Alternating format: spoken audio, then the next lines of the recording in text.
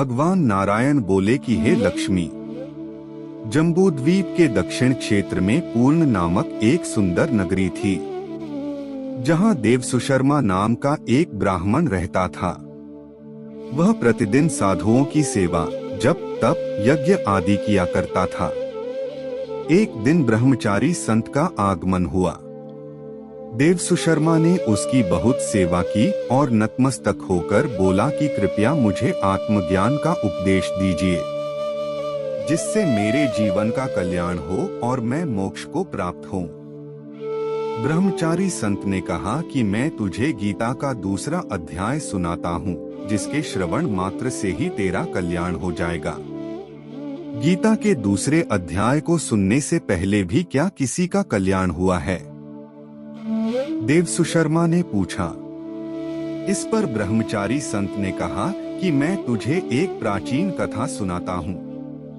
एक गडरिया घने जंगल में बकरियां चराता था और मैं भी उसी जंगल में भजन भक्ति किया करता था।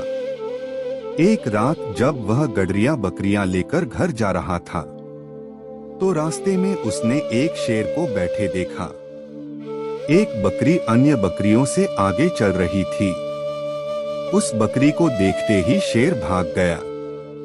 वह गडरिया आश्चर्य से देखता रह गया।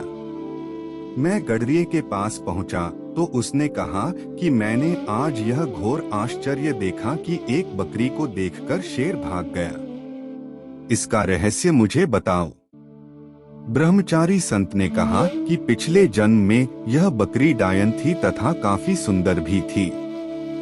जब इसका पति मर गया तो यह काफी खूंखार हो गई और सुंदर लोगों का भक्षण करने लगी। यह जिस किसी सुंदर लड़के को देखती उसे खा जाती थी। शेर पिछले जन्म में एक शिकारी था। शिकारी पक्षी पकड़ने जंगल की ओर गया। वहां डायन पहले से ही छिपी बैठी थी। वह शिकारी को पकड़कर खा गई।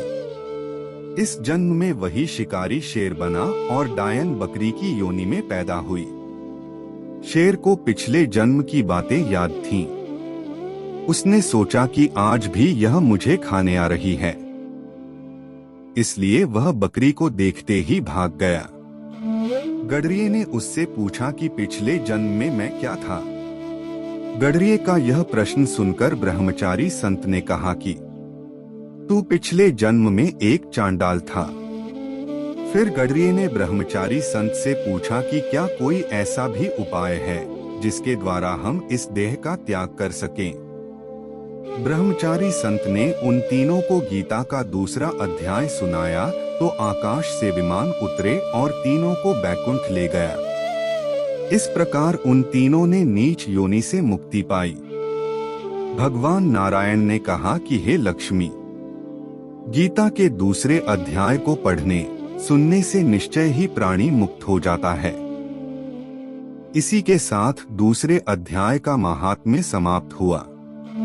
जय श्री कृष्णा।